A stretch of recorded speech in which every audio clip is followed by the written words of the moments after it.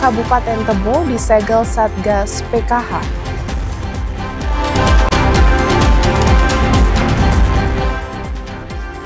Empat 14 SMP negeri di Kota Jambi kekurangan siswa baru.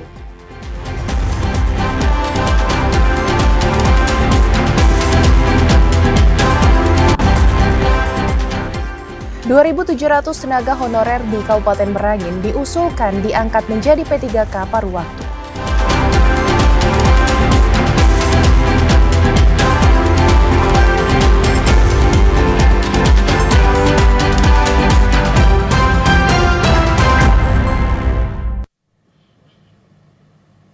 Assalamualaikum warahmatullahi wabarakatuh pemirsa, terima kasih Anda masih menyaksikan Jambi hari ini pada edisi Selasa 8 Juli 2025.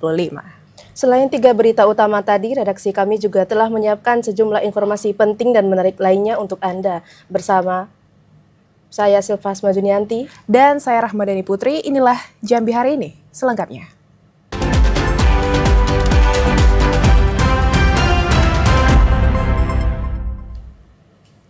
Mengawal informasi hari ini, pemirsa, Satgas Penertiban Kawasan Hutan melakukan pemasangan papan pemberitahuan atau penyegelan di 5 titik lokasi PT di Kabupaten Tebo dengan total lahan seluas 13.000 hektar lebih. Tim Satgas Penertiban Kawasan Hutan melakukan pemasangan papan pemberitahuan di 5 titik lokasi PT di wilayah Kabupaten Tebo. Hal itu sesuai dengan Peraturan Presiden Nomor 5 Tahun 2025 tentang penertiban kawasan hutan. Kepala Kejaksaan Negeri Tebo Ridwan Ismawanta mengatakan, ada 5 titik kawasan yang dipasang papan pemberitahuan atau disegel, yakni PT Alam Bukit 30 ABT 2012 hektar, PT Lestari Alam Jaya LAJ 6.596 hektar, PT Wanamukti Wisesa 856 hektar, PT Tebo Multi Agro TMA 849 hektar, dan PT Limbah Kayu Utama 3.606 hektar. Sehingga total keseluruhan 13.000 hektar lebih. Terhitung sejak pemasangan segel, kawasan itu diambil kembali oleh negara dan tidak boleh lagi ada kegiatan di lokasi yang telah dipasang papan pemberitahuan. Nama masyarakat itu kawasan perusahaan, Kawasan perusahaan ada nama masyarakat. Jadi ada sanksi kepada perusahaan itu sendiri? Enggak lah, direbut untuk negara. Yang berkepentingan bukan kami hanya membantu pengamanan, terus memfasilitasi tim dari Jakarta. Berapa hari menaik Satgas turun, Pak? Sabtu Minggu. Nantinya kawasan tersebut bakal dikelola oleh negara melalui PT Agrinas Palma Nusantara, yakni badan usaha milik negara yang bergerak di bidang perkebunan. Intizam, TVRI Jambi melaporkan. 2 kecamatan yang berada di kawasan hutan Kesatuan Pengelolaan Hutan Produksi KPHP 75 Hulu Sarolangun lawan Karhutla. Masyarakat yang berada di kawasan tersebut diminta untuk tidak membakar lahan di musim kemarau basah tahun 2025. Dari 3 kecamatan yang berada dalam kawasan hutan, Kesatuan Pengelolaan Hutan Produksi KPHP 75 Hulu Sarolangun, yakni Kecamatan Limun, Kecamatan Cerminan Gedang, dan Kecamatan Batang Asai, 2 di antaranya, Limun dan Batang Asai, dinilai rawan dan berpotensi terjadinya karhutla. Kepala UPT Kesatuan Pengelolaan Hutan Produksi KPHP 75 Hulu Sarolangun, Arbain mengatakan, bahwa sebagai pengelola di tingkat tapak, pihaknya berkewajiban menjaga kawasan hutan secara lestari sesuai dengan fungsi dan peruntukannya.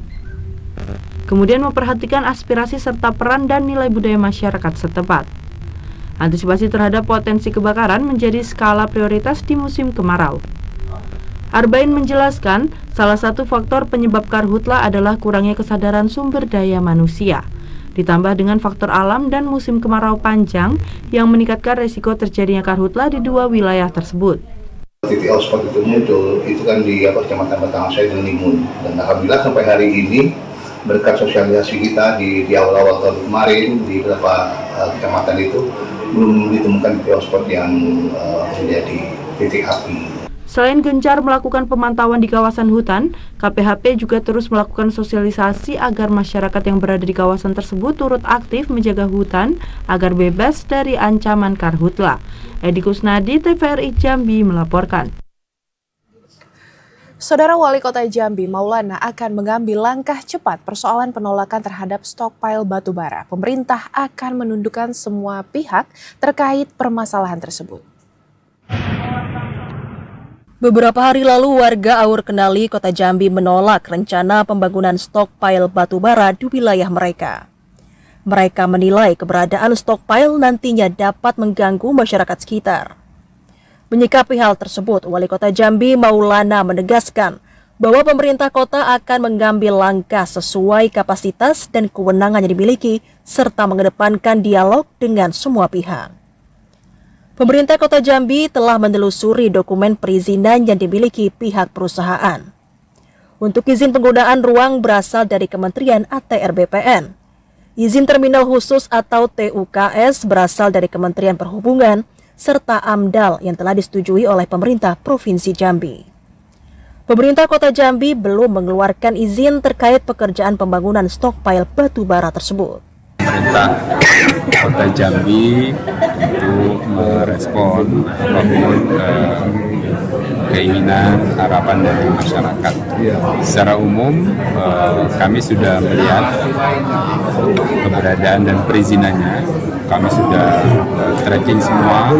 Yang pertama untuk penataan penggunaan ruangnya dari Kementerian ATR BPN dan beliau kantongi. Kemudian dari TUKS-nya juga ada dari Kementerian Perhubungan. Wali Kota Jambi juga menegaskan bahwa lokasi proyek stokpile tersebut tidak sesuai dengan Perda RT RW Kota Jambi yang baru. Maulana menegaskan bahwa Pemkot Jambi belum pernah menerbitkan izin maupun terkait pembangunan stokpile tersebut. Joko, TVRI Jambi melaporkan. Komisi 3 DPRD Provinsi Jambi meninjau Kompleks Islamic Center yang saat ini masih dalam masa pemeliharaan. Tinjauan ini untuk memastikan proyek pembangunan sesuai dengan perencanaan. Komisi 3 DPRD Provinsi Jambi melakukan peninjauan Kompleks Islamic Center yang dibangun pemerintah Provinsi Jambi di depan Bandara Sultan Taha. Tinjauan tersebut dilakukan untuk melihat dan mengawasi secara langsung proyek yang dibangun dengan gelontoran anggaran daerah senilai 149 miliar rupiah itu. Juru bicara Komisi 3 DPRD Provinsi Jambi Sapuan Ansori mengatakan, pengawasan pengerjaan proyek Islamic Center diupayakan sebagai tindak lanjut dari laporan hasil pemeriksaan BPK terhadap APBD Provinsi Jambi tahun 2024. Pengawasan ini juga dilakukan Komisi 3 untuk menemukan jawaban terkait isu-isu miring tentang pembangunan Kompleks Islamic Center. Hasil tinjauan Islamic Center akan menjadi bahan evaluasi bagi Dewan untuk menindaklanjuti catatan LHP BPK. Sedangkan untuk pengawasan kesesuaian pengerjaan akan dilakukan hingga selesainya masa pemeliharaan pengerjaan. Makanya kita evaluasi nanti. Catatan BPK yang sudah ada dengan kita itu akan kita evaluasi. Karena sekarang ini lagi dalam masa perawatan, kita kan sudah susah untuk menjustis orang ini tidak sesuai. Biar dia berjalan dulu untuk melakukan kegiatan sesuai dengan temuan BPK. Pejabat pembuat komitmen Islamic Center yang mewakili Kadis PUPR Provinsi Jambi Iwan Syafwadi mengatakan, pembangunan Kompleks Islamic Center telah dilakukan sesuai dengan perencanaan dan seluruhnya sudah diperhitungkan dengan matang, baik dari unsur arsitektur, mekanikal, elektrikal hingga estetika. Kemudian berdasarkan hasil analisis dengan konsultan pengawas, proyek Islamic Center yang di dalamnya terdapat Masjid Raya Samaratul Insan dijamin tidak terdapat kegagalan konstruksi dan bisa dimanfaatkan oleh masyarakat. Perencanaan itu saya kira sudah matang, jadi mereka sudah karena perencanaan ini unsurnya kan ada unsur arsitektural, ada unsur struktural, ada unsur mekanikal elektrikal, itu sudah diperhitungkan semua. Nah itu bagian dari proses perencanaan.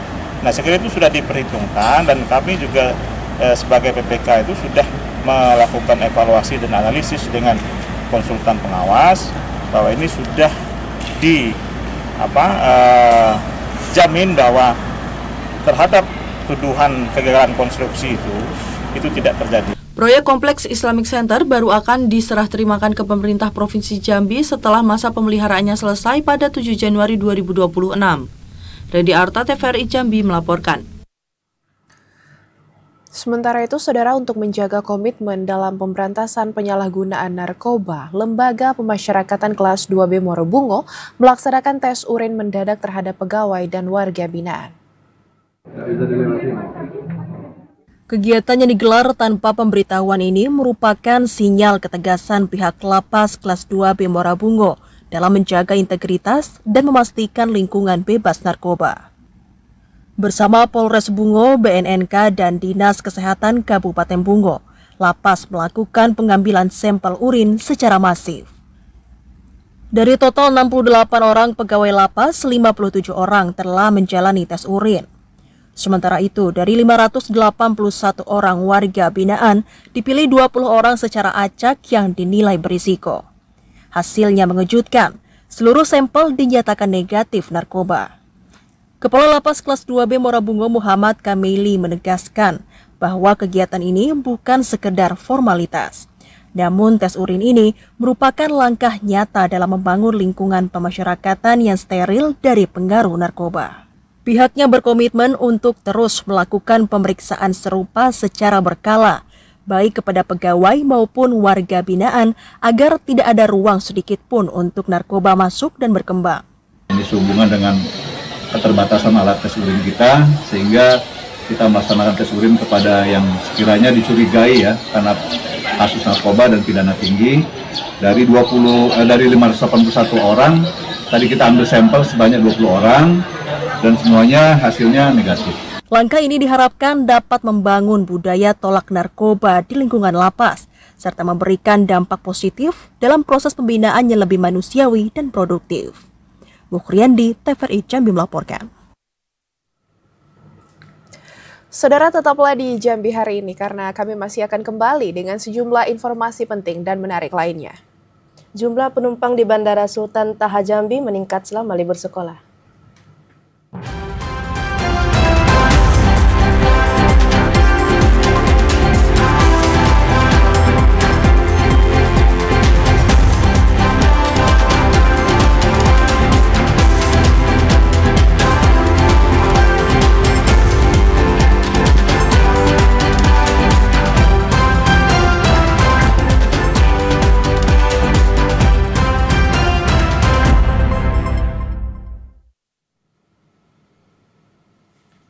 Terima kasih telah bersama kami di Jambi hari ini.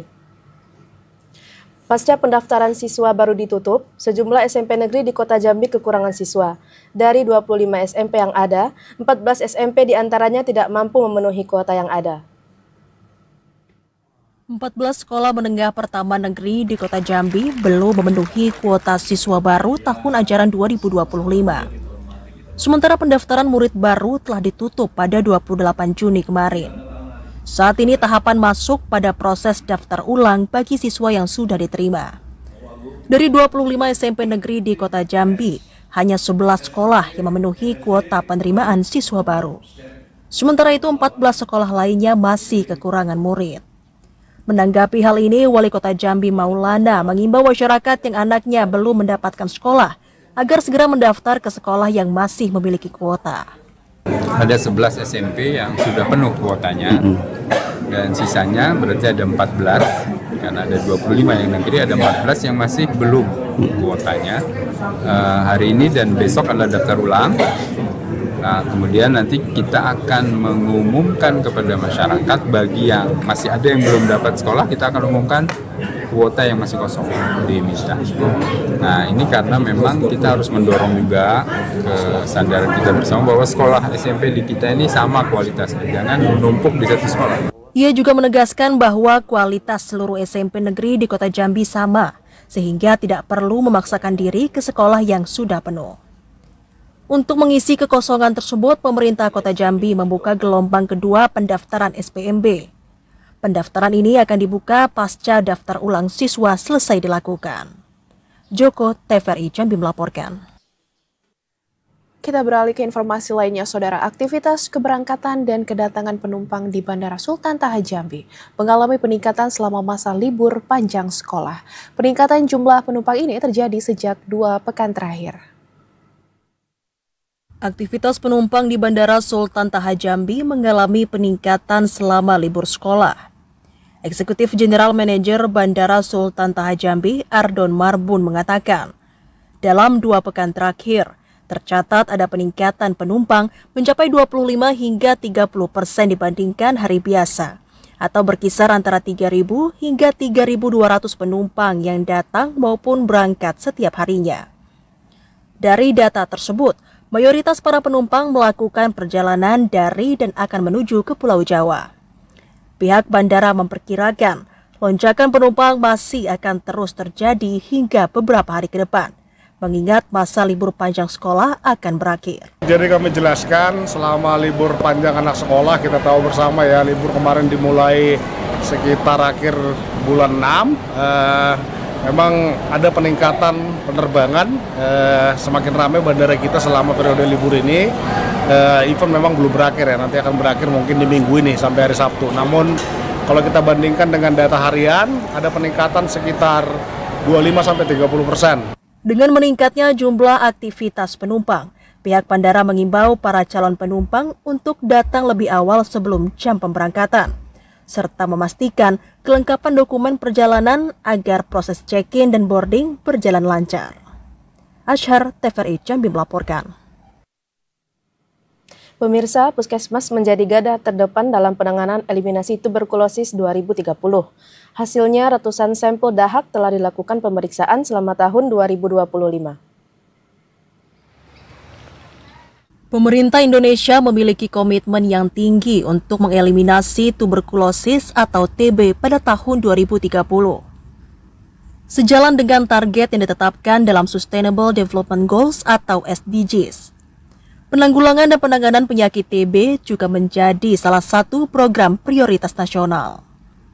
Puskesmas sebagai garda terdepan pelayanan publik di bidang kesehatan secara tidak langsung juga dituntut untuk melakukan upaya promotif dan preventif terhadap penyakit menular dan penyakit tidak menular yang memiliki potensi pada kematian. Untuk itu diperlukan adanya kegiatan investigasi, penelitian-penelitian dan terobosan-terobosan atau inovasi baru yang terus diusahakan untuk mempercepat penemuan kasus TBC di masyarakat. Staf Laboratorium Puskesmas Simpang Pandan Andri Viana mengatakan, pihaknya telah melakukan uji sampel dahak menggunakan alat tes cepat molekuler atau TCM sepanjang tahun 2025. Dari ratusan sampel, 18 diantaranya dinyatakan positif TB. Pasien TB yang dinyatakan positif saat ini tengah diwajibkan untuk meminum obat anti-tuberkulosis atau OAT selama minimal 6 bulan dan bahkan bisa lebih lama tergantung pada jenis dan tingkat keparahan TB. Pengobatan yang teratur dan tuntas selama jangka waktu yang ditentukan sangat penting untuk memastikan kesembuhan dan mencegah resistensi obat. Sejauh ini sih karena pasiennya kan macam-macam ya, gitu. Kadang ada yang kooperatif, gitu. Kadang ada yang cepat ngantar dahaknya, atau kalaupun sampel juga tidak diantar, biasanya kami akan inisiatif untuk menjemput sampelnya. Selama 2025 ini sudah ada 18 ya. Penyakit TB dapat disembuhkan dengan pengobatan yang tepat, namun bila tidak dapat menyebabkan kematian. Masyarakat diminta untuk tidak malu memeriksakan kesehatannya jika terindikasi TB. Kliva Patria, TVRI Jambi melaporkan. Saudara, program cek kesehatan gratis siswa mulai berjalan pada bulan Juli ini. Dan untuk memberikan pelayanan kesehatan kepada peserta didik, pada bulan ini pemerintah akan melaksanakan program cek kesehatan gratis di sekolah. Dan untuk mengetahui informasi selengkapnya akan disampaikan oleh reporter Ahmad Solihin. Amsol, silahkan laporan Anda. Ya baik, terima kasih saudara. Pada bulan Juli ini para peserta didik akan memasuki tahun ajaran baru dan momentum ini dimanfaatkan oleh pemerintah Republik Indonesia untuk dapat merealisasikan program cek kesehatan gratis atau CKG bagi siswa yang nantinya akan menyasar kepada lebih dari 52 juta peserta didik di berbagai jenjang pendidikan di seluruh Indonesia termasuk Provinsi Jambi. Program ini merupakan salah satu langkah strategis untuk dapat memastikan kesehatan siswa termasuk termasuk juga dapat mendeteksi dini bagaimana potensi masalah kesehatan dari anak-anak usia sekolah agar bisa segera ditindaklanjuti. Untuk sekolah rakyat yang ada di Indonesia, pemirsa, CKG ini akan dilaksanakan pada bulan Juli ini, sementara untuk sekolah yang berada di bawah naungan dari Kementerian Pendidikan Dasar dan Menengah serta Kementerian Agama, ini baru akan dilaksanakan pada awal Agustus mendatang, mengingat saat ini sejumlah sekolah kegiatan yang dilaksanakan tengah mempersiapkan masa pengenalan lingkungan sekolah atau MPLS untuk para peserta didik baru.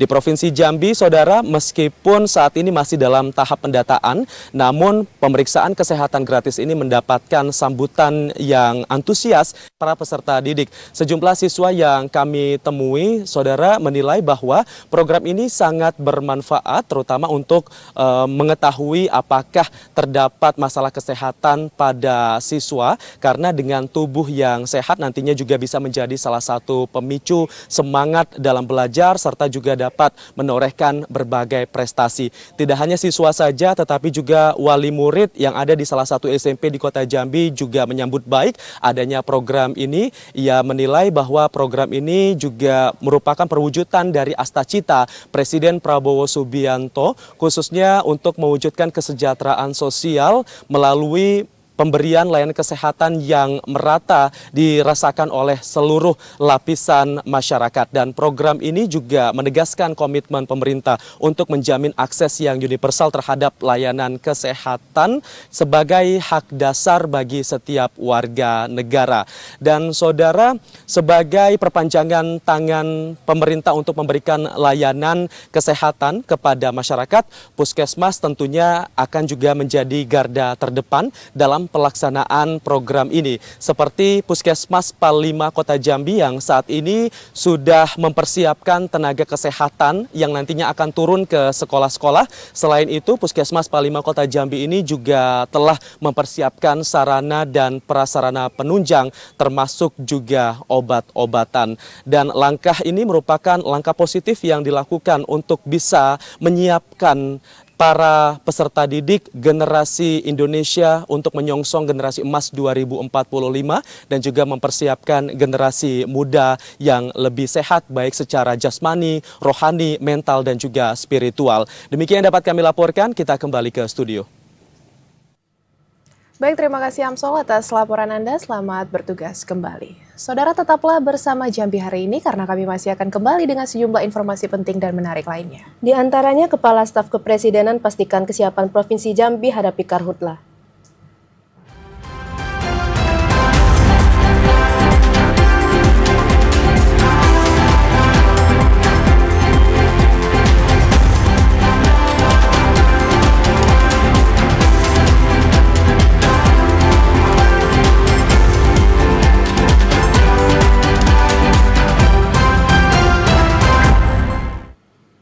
Terima kasih tetap bersama kami di Jambi hari ini dalam segmen advertorial. Dalam upaya memastikan kesiapan daerah dalam menghadapi bencana Karhutla, Kepala Staf Kepresidenan Republik Indonesia Letjen TNI Purnawirawan Anto Mukti Putranto melakukan kunjungan kerja ke Provinsi Jambi. Kepala Staf Kepresidenan Republik Indonesia Letjen TNI Purnawirawan Anto Mukti Putranto memastikan Provinsi Jambi siap untuk menghadapi potensi bencana kebakaran hutan dan lahan tahun 2025.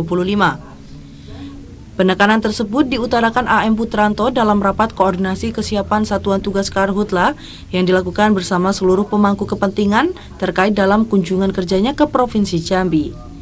AM Putranto mengatakan, setelah melihat secara langsung, Provinsi Jambi dinilai sangat siap untuk melakukan penanggulangan Karhutla.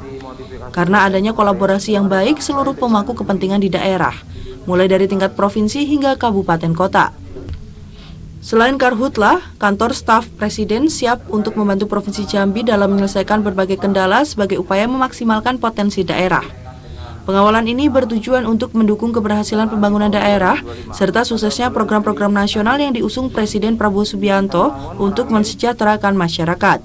Langsung bagaimana kesiapan Satuan Tugas Karhutla termasuk tata kelola energi di Provinsi Jambi yang akhir ini ada masalah sedikit, tetapi saya yakinlah dengan kerjasama kolaborasi yang sangat baik dan saya melihat sendiri tadi nanti kami lanjutkan dengan bagaimana kesiapan di lapangan saya yakin bahwa apapun persoalan yang ada di Jambi ini akan selesai dengan baik. Kenapa?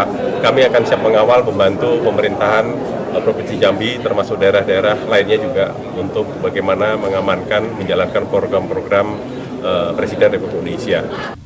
Gubernur Jambi Al-Haris menjelaskan dalam upaya mewujudkan Provinsi Jambi bebas karhutla, pemerintah Provinsi Jambi bersama para pihak terkait telah mengambil langkah antisipatif untuk menetapkan status siaga darurat bencana karhutla tahun 2025. Pelaksanaan apel siaga darurat karhutla menjadi tanda peningkatan kewaspadaan pemerintah maupun masyarakat untuk bersama-sama meminimalisir potensi terjadinya karhutla di daerah. Untuk itu kami laporkan dengan Bapak bahwa kami telah melaksanakan apel siaga darurat bencana, dan kami sudah beberapa hari sudah ada TMC sudah turun, dan hujan juga cukup baik, kondisi cuaca cukup baik hari ini, Bapak. Kemudian demikian, untuk lebih komprehensifnya nanti laporan kami, dan Pak Danrem sudah menjadi kepala harian tugas kami. Selain memastikan kesiapan penanggulangan karhutla, kehadiran Kepala Staf Kepresidenan AM Putranto di Provinsi Jambi juga membahas tentang peningkatan tata kelola energi di daerah. Randy Arta, TVRI Jambi melaporkan. Saudara jamaah haji Kabupaten Batanghari yang telah menjalankan ibadah haji selama 1 bulan lebih akhirnya kembali ke daerah asalnya. Kepulangan 198 jamaah haji ini disambut langsung Bupati Batanghari di Serambi Rumah Dinas. 198 jamaah haji Batanghari yang tergabung pada kloter 24 embarkasi Batam akhirnya pulang ke Batanghari pada Senin siang 7 Juli 2025. Tiba di titik penjemputan Serambi Rumah Dinas, kepulangan jamaah ini disambut langsung Bupati Batanghari, sejumlah kepala OPD, ulama, serta unsur Forkopimda. Tampak juga barisan masa penjemputan dari pihak keluarga masing-masing jamaah yang memadati lokasi rumah dinas. Proses kepulangan rombongan jamaah haji dari kota Jambi menuju Batanghari mendapat pengawalan ketat dari pihak kepolisian. Dalam kesempatan itu, Bupati Batanghari Muhammad Fadil Arif mendoakan untuk semua jamaah yang baru selesai menunaikan ibadah haji agar selalu menjadi haji yang mabrur serta dapat terus mengamalkan ilmu agama dengan baik di dalam keluarga maupun lingkungan sekitar.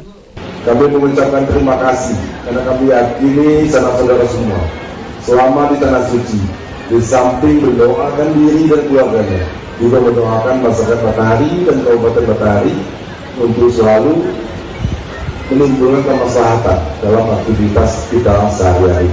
Sementara itu, pemerintah berharap agar ketua rombongan jamaah haji dapat tetap aktif berkoordinasi dengan pihak Kemenak Batanghari terkait kendala yang masih dihadapi selama menjalankan ibadah, agar menjadi bahan evaluasi untuk mencari solusi dalam meningkatkan pelayanan ibadah haji di tahun mendatang.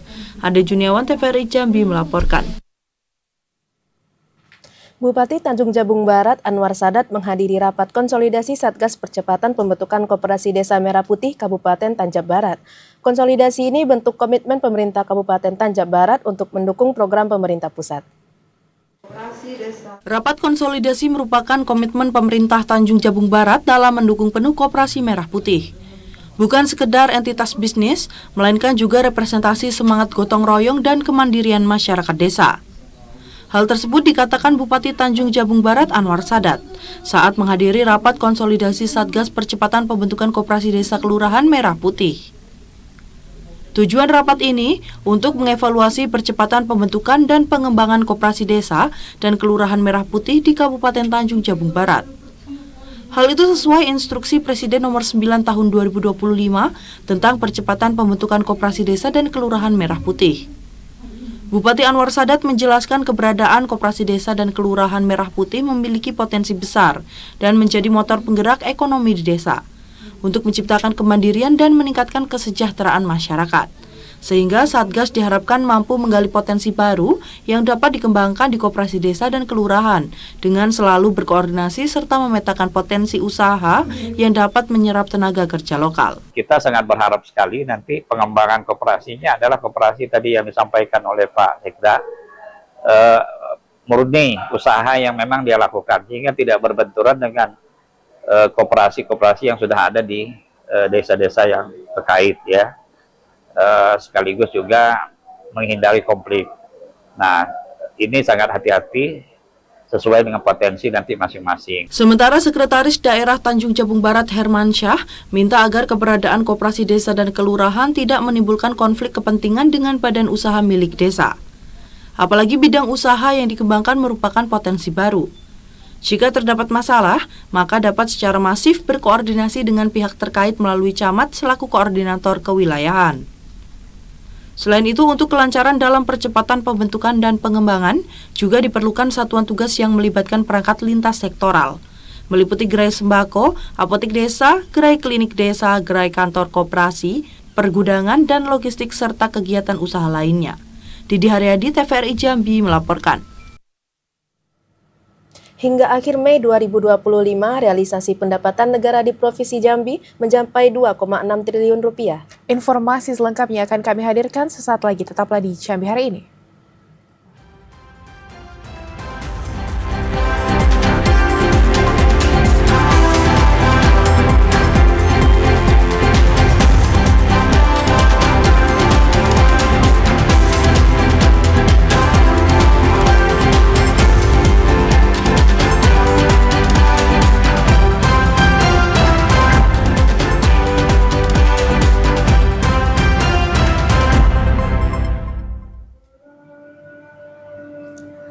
Terima kasih Anda masih setia menyaksikan Jambi Hari Ini.